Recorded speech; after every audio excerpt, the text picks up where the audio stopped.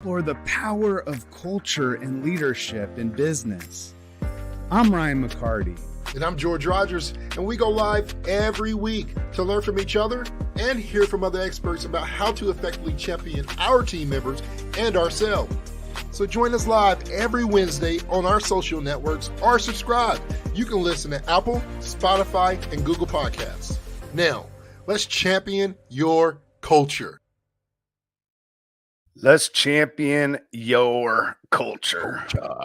We're here. We're back. It's a Wednesday and we're on. And I hope we have some people showing up with us. And George, it's always great to see your beautiful face every Wednesday morning and just your smile. And even when shit's going on in life and business and work, you're always, man, not like that toxic positivity, but somehow you stay grounded, man. You're a very grounded person. You know, I just want to encourage you today on saying that, man. I appreciate that, man. I appreciate that. You know, it's a constant reminder. We always say this, Ryan, and a lot of people preach it, but very few do it, right? Show up. Yeah. And as easy as it is to show up, and that's been in my mind for the last 4 or 5 days, is George, just show up. Even when you don't feel like it, you know. Monday, I didn't feel like showing up for anybody. Like, I just wanted to rest. I had a long day, Super Bowl. I may have had, too much, visitation from Uncle Tito's. Uncle Tito's. But, yeah, man, you got to show up at the end of the day.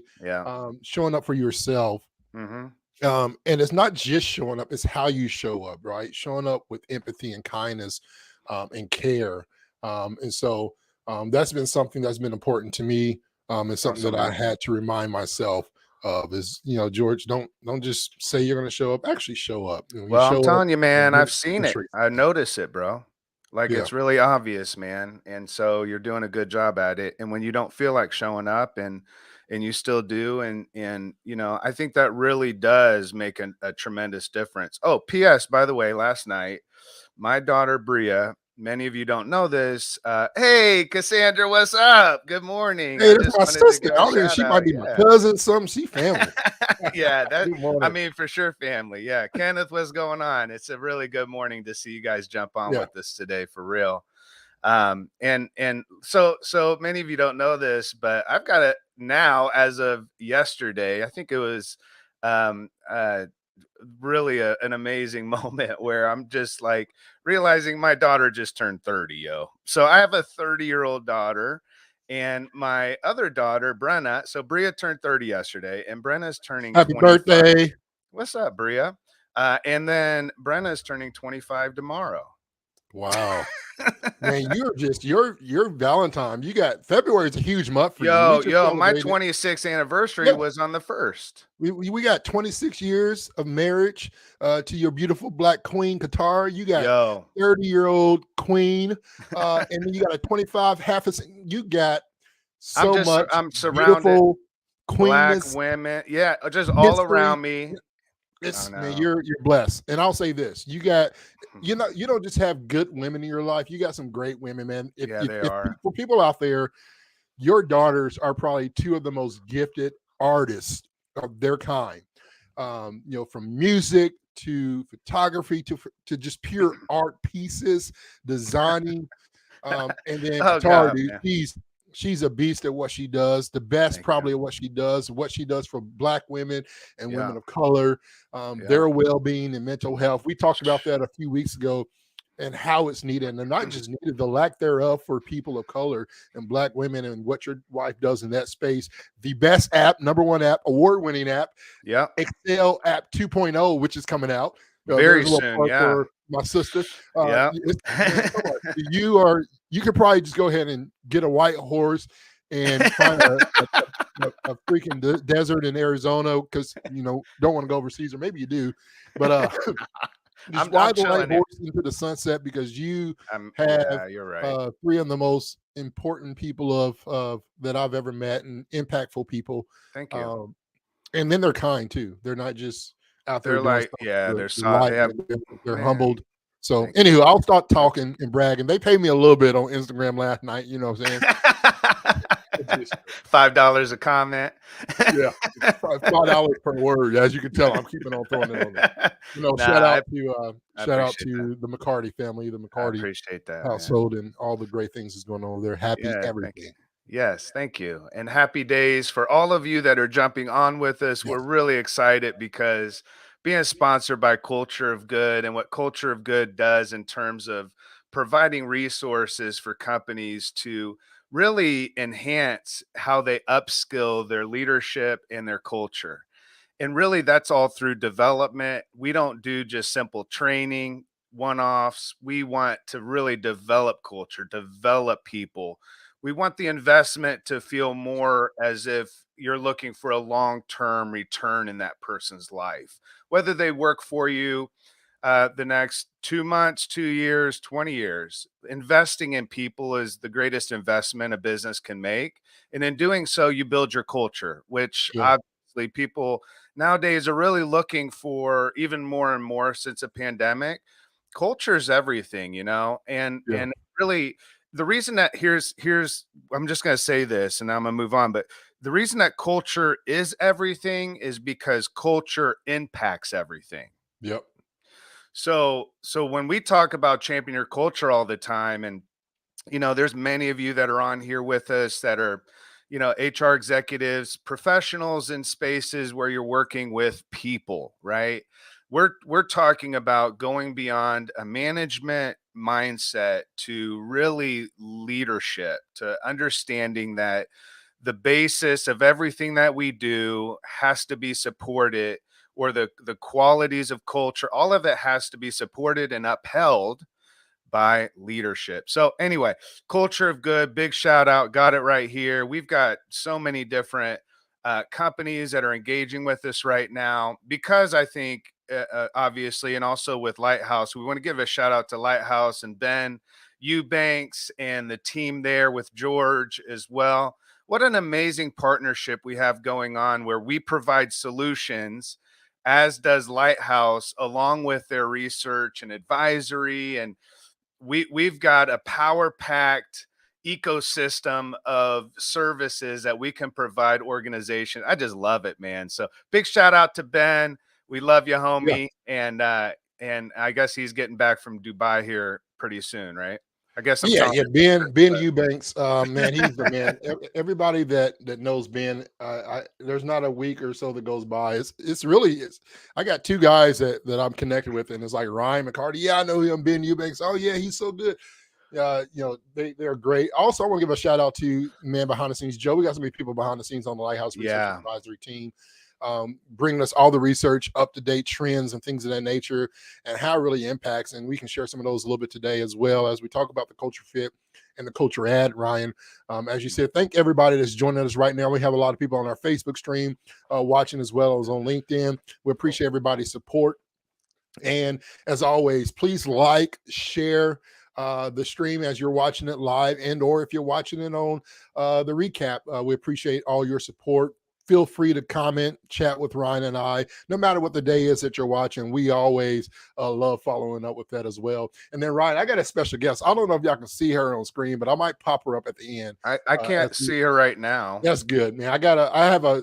I'm gonna do it just to get out of the way before we get into this conversation. No, let it be a cliffhanger for the end of the Perfect. show. Yeah. Yeah. So you got to stay on to see what's happening around here. I'm trying to get her to go lay down or something. You're gonna love this if you have an opportunity to stay on with us for the next half hour to see this special guest that we're gonna have on today. Is probably the best guest we've had up to date, honestly. Oh man. But probably one of the most neediest guests too. Oh, wonderful. I shouldn't say that about her. She might get mad. Well, I guess we're co-hosts and not guests because we both of us are definitely way more needy than she is, I would imagine. But anyway, so the special guest is coming up, and we also have a segment that's coming up that we introduced last week called The Craziest Shit in HR. Really funny story today. Maybe not so funny, but pretty crazy. So that's coming up as well. But George, today's topic, culture fit versus culture ad, right? You hear culture. I heard culture fit for about a decade.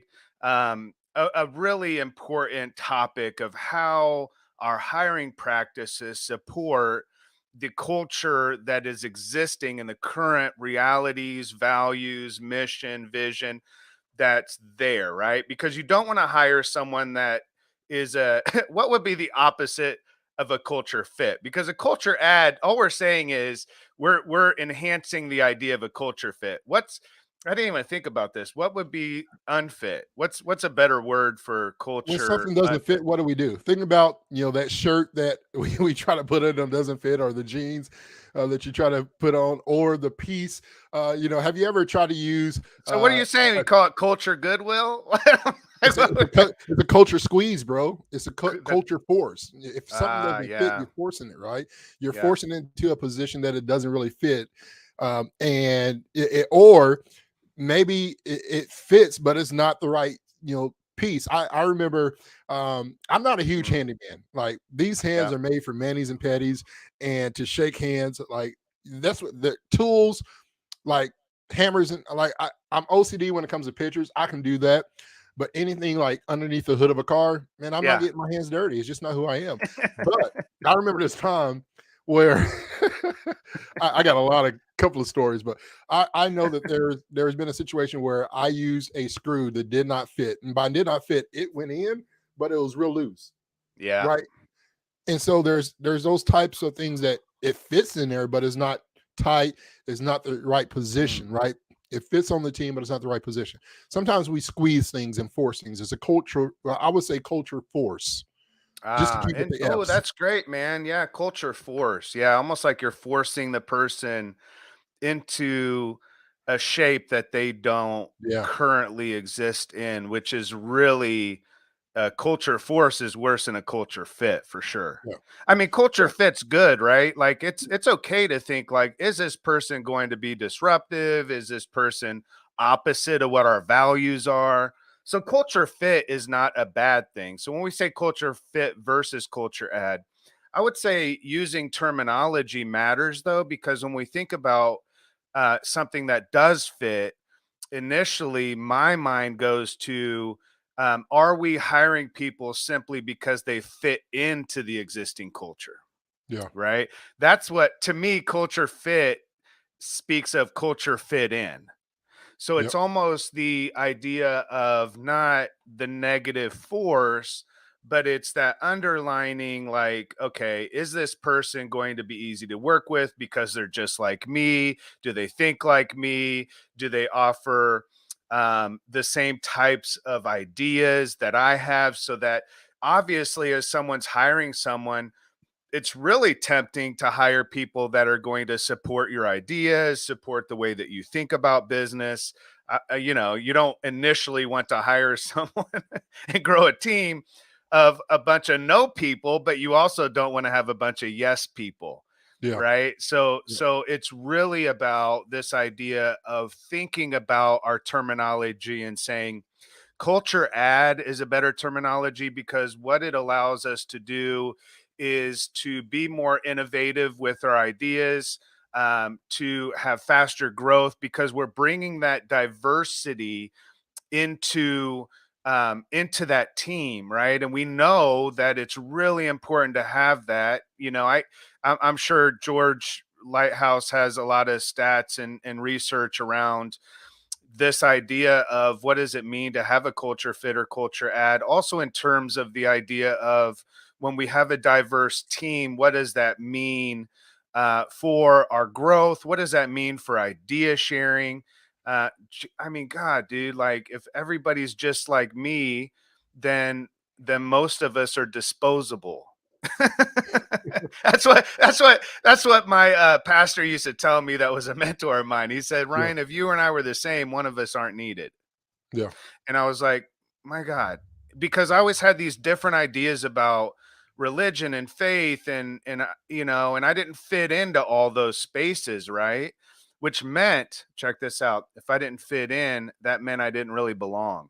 Because most environments, be it in the religious church world, business world, whatever industry you're in, there's that reality that that we look around us, and most of the we've talked about this, George, right? I'm sure you can give a better perspective than I can, but we look around us and we see people that many times, myself, I see people that's just like me, right? So I go to a conference.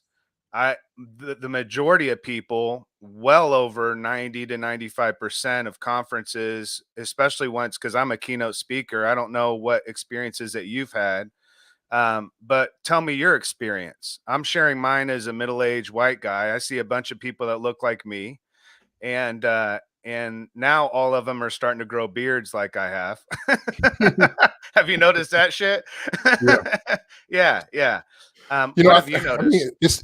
it's the challenge, right? I mean, we can go to um, anybody's website right now, look at their about page and their team, right, and look at what in terms of culture fit, culture add, and then we're talking about diversifying our leadership.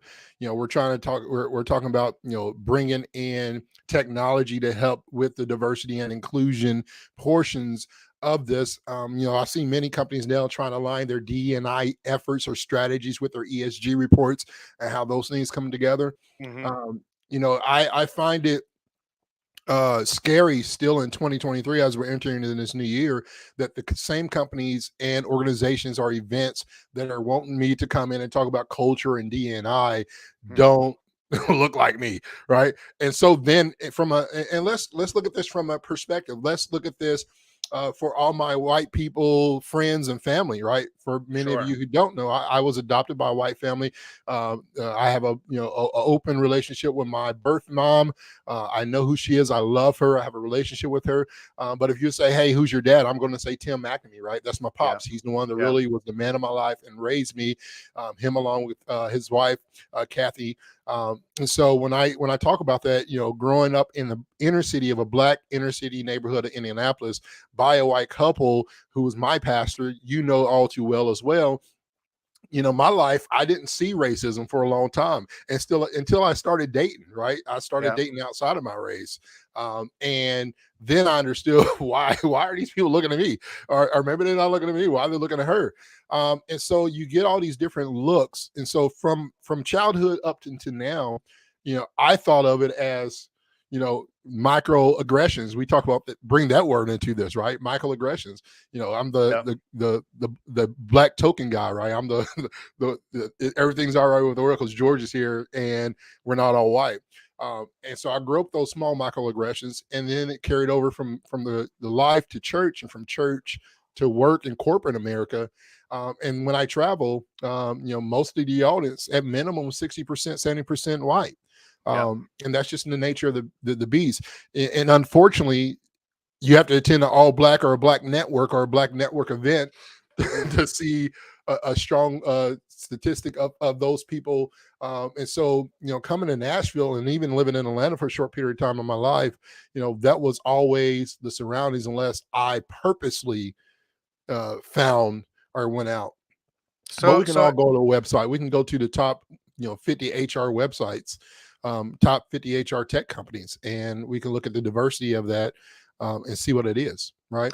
I mean, And yeah. Sorry. that's saying a lot, and not saying that these companies aren't making efforts, but as we continue to say, how do we practice what we preach and walk the walk versus talking the talk and doing all these kissing baby, shaking hands, and Right. giving fortune cookie candies away to All make that it look like we're surface connecting stuff. with people. Yeah. Yeah, Yeah. I'm Or stirring it up today, buddy. no, no, no, that's good stuff, man, because I mean, let's, I on the drive in today was thinking about culture fit, culture add, right? Every Wednesday morning, I'm just in this mode of thinking about this, and I'm thinking about team members potentially that we hire that have disabilities, right? Um, there's realities around that. There's realities around race. There's realities around what you know type of education or level of education did you get, and what we're doing is we're crafting culture in a way that on the drive in here, what was really resonating to me as I was thinking about this, I was thinking about listening to a podcast about culture fit, culture add, get some new ideas in before this podcast, kind of refresh my understanding of it. But a podcast I've been listening to recently was real short histories of different stories. And the one I was on today, ironically, was um, Rosa Parks. And as I'm thinking about, that's the weirdest thing because there's these two stories in my head going on. Because as I'm listening to the story about Rosa Parks, I'm thinking about how segregated business is today. Not and a lot of that has to do on the executive level, the C-suite level.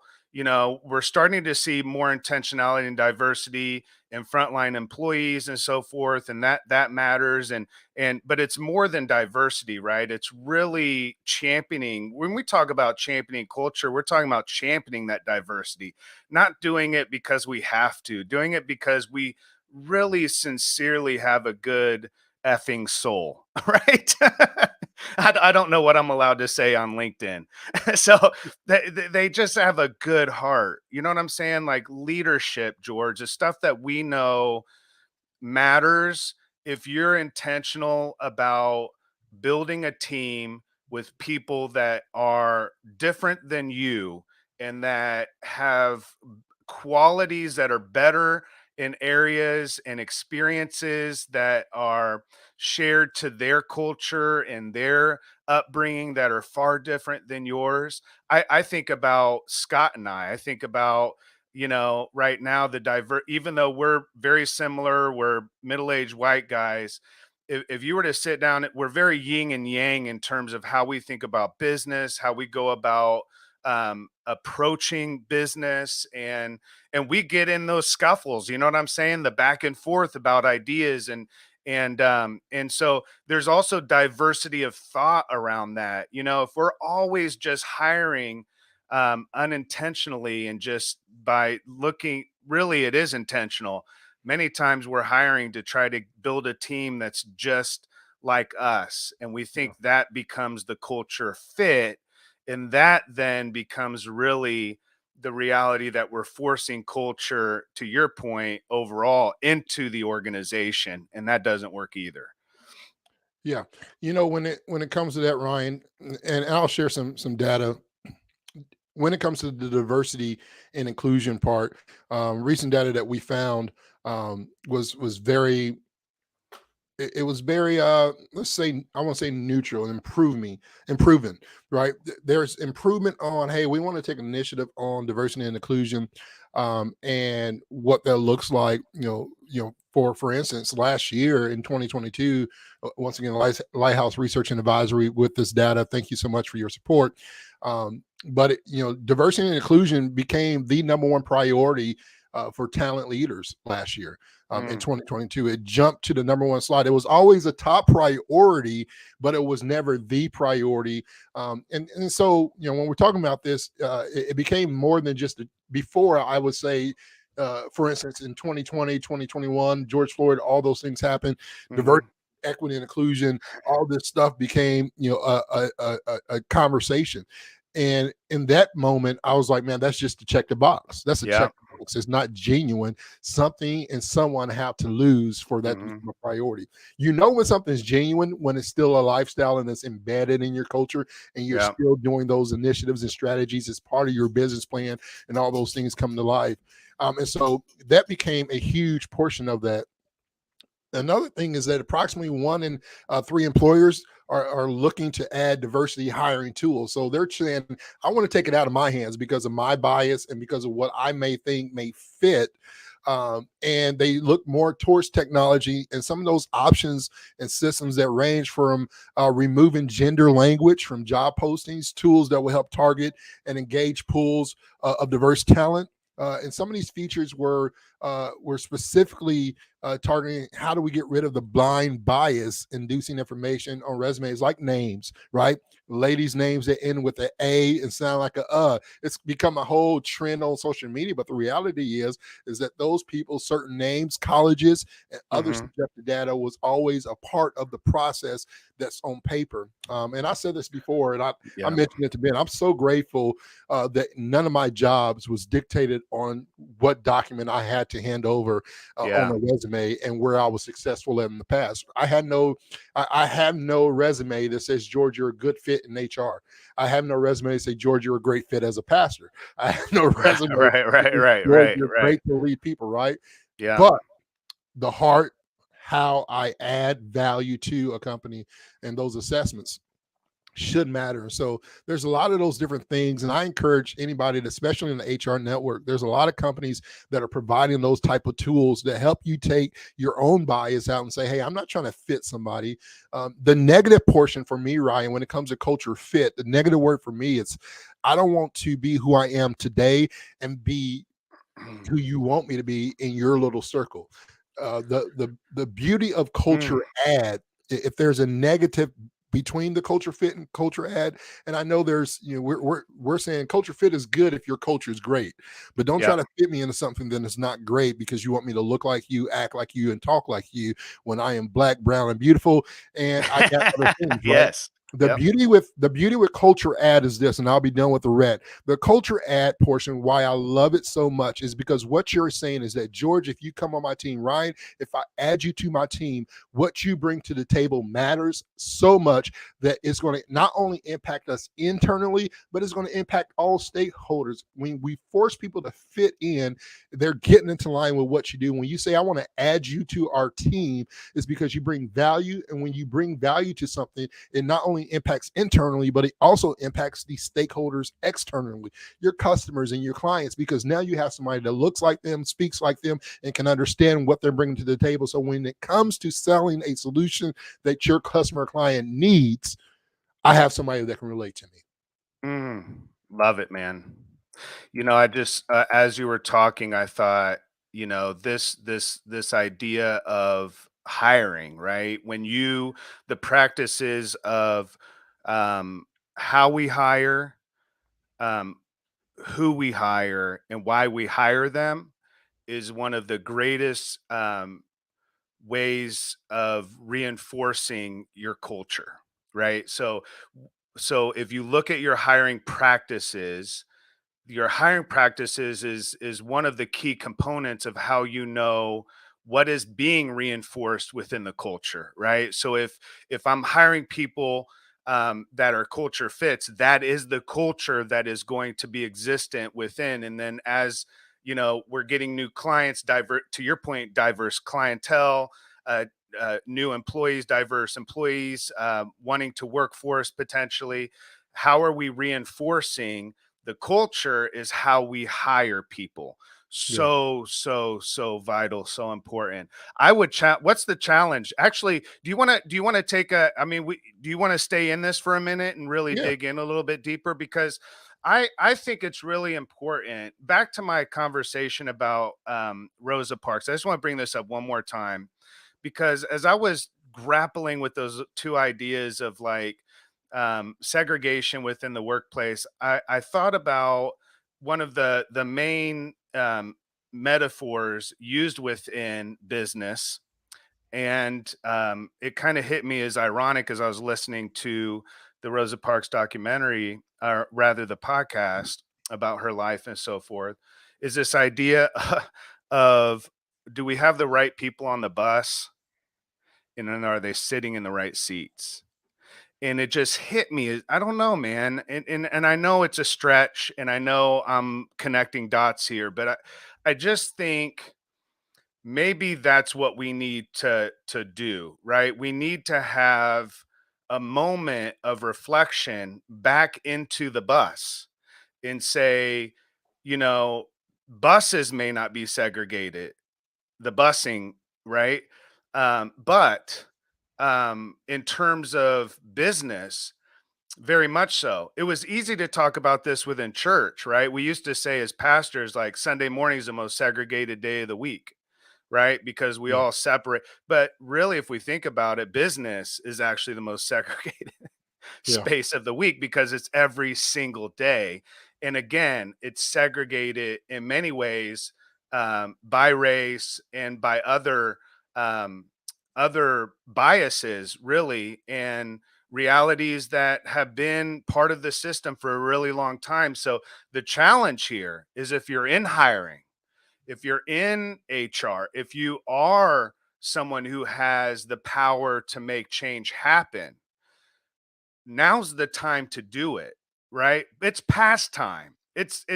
There's not even an excuse left, to your point, George, in 2023 that this would even be a continued discussion. But let's keep raising it up, because without this discussion, without us having these conversations, I'm not really sure where they're happening. This is the real stuff, man. This is the real stuff, and this really, really matters. I think we need to look at who we're hiring, how we're hiring, and why we're hiring them, Yeah. and really ask what does that say about our culture? What does that say about why we're in business and who we're in business for? And what does that say about the future of our company? Because my hope is that we start to, in the same sense, begin to boycott companies, and doing business with companies that don't represent the same kind of values that we have. So Yeah. even in our not just hiring practices, but also in our working with clients and customers, is that customer, I've never even heard this before, is that customer a culture fit, or are they a culture add? Do they challenge our norms, right? So there's a lot there, man, to unpack. I don't, and I think this could be a ongoing conversation, man. If this is something that we want to keep tackling for the Yeah. next few weeks, just because it's deep, man. And I know this brings up a lot for people, and I know there's a lot of harm and Yeah. a lot of trauma that takes place, microaggressions all the way to real things that are said, Yeah. and how things are, acted on. So Yep. that's a big deal. Yeah, for sure. I'm gonna share just a few more. I know we're getting close to our time, and this maybe can we get a couple more minutes, Ryan? Maybe we can just go over a couple more minutes, because I want to share this from a candidate's perspective when it comes to what employees are looking at, right? The number one priority for candidates in the hiring process, when we're talking about this hiring and whether or not I as an employee fit in, or do I want to fit in, or do I want to be an add onto this team, the number one priority in the hiring process, according to research, right, is knowing the starting pay, right? Knowing the starting Sure. pay of the job. But watch this. This has diversity impacts. For instance, research will show that women are typically less likely to advocate for themselves, right? Which leads to lower pay. Having pay up front allows more, equal footing. So, like, if I know, hey, this is what the salary is, it's there. But when the salary is not included, it allows that bias. That's where that bias is. Oh, we know that we can get this in. And think about this: we know that Black and people of color, women, are one of the most underpaid people in the employee rate, right? And so from the reducing pay of equity challenges down the line, the number two priority for candidates in their hiring practice, it depends. White candidates want a fast application process that respects their time, right? The greatest ROI in humanity is time. You can't get it back. But for Black candidates, people like myself, we prefer a recruiter that makes us feel appreciated nearly 50% more than white candidates. Yeah. And what's the takeaway of that is that we just can't throw technology at a problem. We're not going to solve it. It has to be balanced with tools and relationships, because 9 out of 10 racially diverse candidates want to know their career growth opportunities during the hiring process. And the reason is that I don't want to be another person on the other side of the table that you didn't understand what I brought to the table. You just wanted me to fit in. And now that I don't fit in and meet your expectations, I'm out the door searching for another job, right? I want to know those processes. And then at the end of the day, I want to know you as a person that's not of color, that may not look like me majority of the time, right? I want to know that you have my best interest in place and in mind, because at the end of the day, I'm handing over my time and my life to say, I want you to lead me and open up opportunities and doors that I have not been able to do for myself. And so that racially diverse impact is so huge, because just 3 in 4 white applicants want the information. What's more is that Black workers are told, in previous studies that they left jobs due to lack of career growth, right? We left jobs because lack of career growth. And so how do we then be able to sit at a table, and there's that table talk, right? Can we get to the table? Now we're sitting at the table. Can we talk at the table? Now that Yeah. we're at the table, can we help prepare the conversation at the table? Or are we just fitting in? So there's so much in there. And as we continue to, there's so many people fighting for DNI, and there's so many people that are doing well. Brian, you have been an advocate for this for so long. And there's been others, and Ben Eubanks. There's so many people, white men and women, that have been advocates. But at the same time, we have to continue. This is a continued lifestyle. It's not just, hey, we were there, we did it, we did it. We put in a strategy, we put in a process, we implemented some people. We've hired more Black people or people of color in the last year than we ever have. Do you want a cookie, or is it a lifestyle, right? Is it culture, or is it a cookie? That's a book. My next book is coming. Is it a cookie, or is it a culture? Like, are you trying to, are you trying to make something sweet happen here, or is it a lifestyle? Do you say, listen, this is who we are, and by we, it's the culture of our business. Diversity, equity, and inclusion, how you hire, the culture fit versus culture add should be aligned with your core values. Aligned with the core values, the mission. Really, it's what we're saying is the very essence of who you are as a business. You know, what is that feeling that people get when they consider and what feeling do you get as you're listening to this podcast, as you're sitting at work today, or maybe you're listening on the way home, when you think about your own practices? Maybe you're challenged right now to say, you know what, I need to shift. I need to make some changes. I need to do some work. I would say there's a lot of resources out there. Don't point to the one black hire that you've had in the last year as the answer to all of your problems and questions that you have. Do your own work. Go on Google like you would as if you're learning anything else that you do in life. Google it, search it, learn. Do your work, get that internal work on your biases. We all have them. All of us have internal racism within us, that just ideas that have been embedded within society for so long, you know, and it's obvious many ways for us, if you know, when we see it on social media, when it's glaring in our face. But when it's not glaring in our face, sometimes, you know, we have a lot of blind spots. So be aware of your blind spots. Look for those, right? Before you shift lanes, look for your blind spots. You might run into, you know, we're hurting people when we're not aware of how we're moving through life without taking the blinders off, right? Our peripheral, the ability to see in a wide scope, you know, and the way that many of us have come to understand how work and life and our worldview is based on obviously experiences, what we were taught. You know, it was the how we were raised, all of those things, mentors and so forth.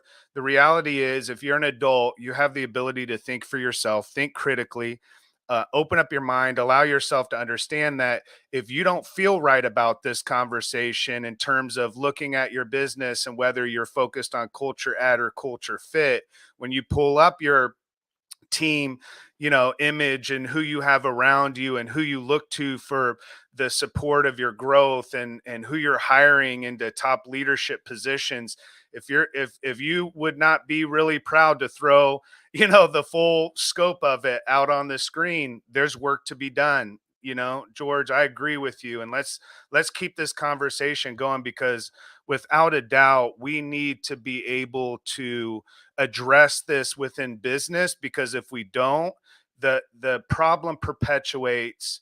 You know, we can have we can picket, and we can have all the marches, and we can push for changes in society, but we understand that at the end of the day, business is how we move as a civilization, and business itself really upholds or it tears down systems. And it right now, I would say business overall, well into close to 99% of it, I would say, upholds systems that are not that still are challenging, and yet they're obstacles, and yet we have to do something about them, Yeah. right? and I would say it's up to us. And I'm speaking to us being, let's start with me saying, as a middle-aged white man, let's approach this from an understanding that we could actually do something and make something different. That's all. For sure. Yeah, man. For sure. Hey, we want to once again thank everybody for watching Champion Your Culture podcast. Always sponsored by Culture of Good. We appreciate everybody watching with us today. Ryan, do you want to end this on a funny note? I know we've been really intense in this conversation, and I want to say this as we end the topic, and Ryan and I, we love to have a good time. We love to have fun. We're just two people filled with a bunch of past hurt that's been healed and or still healing, but still want to bring joy not only into our lives and show up that way, but show up for you. All right, we can do the culture fit. Yeah, what did you say now? I said, okay, we can start joking now. It's fine. Yeah, as we end the conversation, though, I do want to say this: you know when a company has a good culture, because employees who feel like they belong are 5 times more likely to say they will recommend their employer as a place to work. If people are just fitting in and they're not trying to add, culture add is when people are recommending, hey, this is the best place to work. That's great. So, hey, we started a segment last week, and we're going to end the podcast today, I guess, on this segment. Once again, Champion Your Culture podcast, sponsored by Culture of Good. For more information, you can visit www.cultureofgood.com for all things leadership development, workplace culture, DEI, and belonging. And then you also can get 2 of the best keynote speakers out there. You can now get Ryan and I for the price of one. Two, man. You get 2 for 1 at your next event, and that can be workshop event. That can be if you have an event that you're looking for a keynote speaker or conference. We would love to be there for you. But on this episode, I was gonna say though, George, before I do this, if you have a challenge bringing up this DEI convo to your company, let George and I come on stage, and we'll do some back and forth, and and we'll have fun with it too. So it is a serious topic, but yes, we started the topic last week. And it is the craziest shit in HR. And I realize some of you aren't watching, and George was trying to explain what's going on the screen. It's really just a segment, kind of opening and closing, that has a glaring, character of doo-doo shit on the front with bug eyes. And so we're going to do the crazy. And what's ironic about this one, it actually applies very well today. So, all right, George, are you ready for it? I don't. Do you even know? You don't have a clue what's going on. I'm going to apologize in advance, but this is the craziest shit in HR.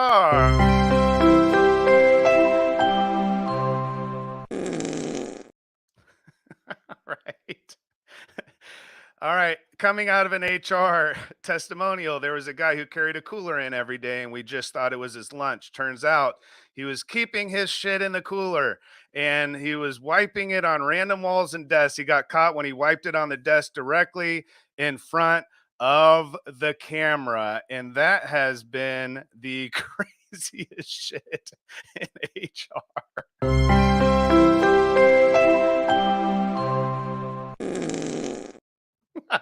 Oh my gosh! I am so sorry. I don't know.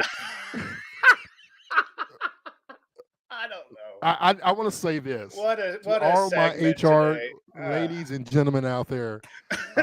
We love you. I don't know the shit y'all deal with. And I don't know how you deal literally. with it. No. Literally. No, I know. Oh, yeah. Yeah.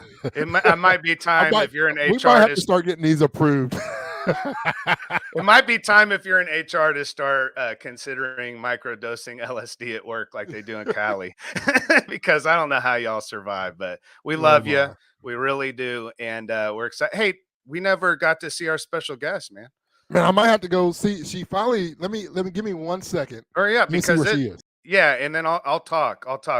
So this is a really, interesting guest that I was introduced to, I would say about a year ago, when they came into George's life, and today before the podcast, he had her in the room. So I just wanted to make sure that you saw the diversity of George's family here as we're talking about. This is definitely not a culture fit. Definitely, look. Who is And, this? hey, look at Coco. Look, This she is wants the microphone. Coco. Hey, Coco. Say hi to everybody. Give 'em a Hey, wave. Coco. We got a special guest on today. Oh my goodness, So yeah, yo. we got so the story behind this, Ryan, is that I got this golden doodle for my wife, and That's a and pinky doodle, my friend. she told me to go get her groomed and her hair done. So I thought it's Valentine's Day. You know, what better way to celebrate Valentine's Day than to get the dog's ears done. So Oh, I love it. yeah, she loves Oh, to be held. Coco. We love you, Coco. Everybody's hi. giving Coco some love. We love you. Hey, You can go thank you down. all for jumping on with us today. We really do love y'all. Check us out at culturegood.com. Get us on stage. If you have an event coming up, reach out to us. You know, I mean, we would have a blast on stage and also hit some topics that need to be talked about. So reach out to us, culturegood.com. George, I love you, man. All right, man. I love you too. Thank everybody for visiting. Yeah. We'll see you next time on Champion Your Culture. Culture.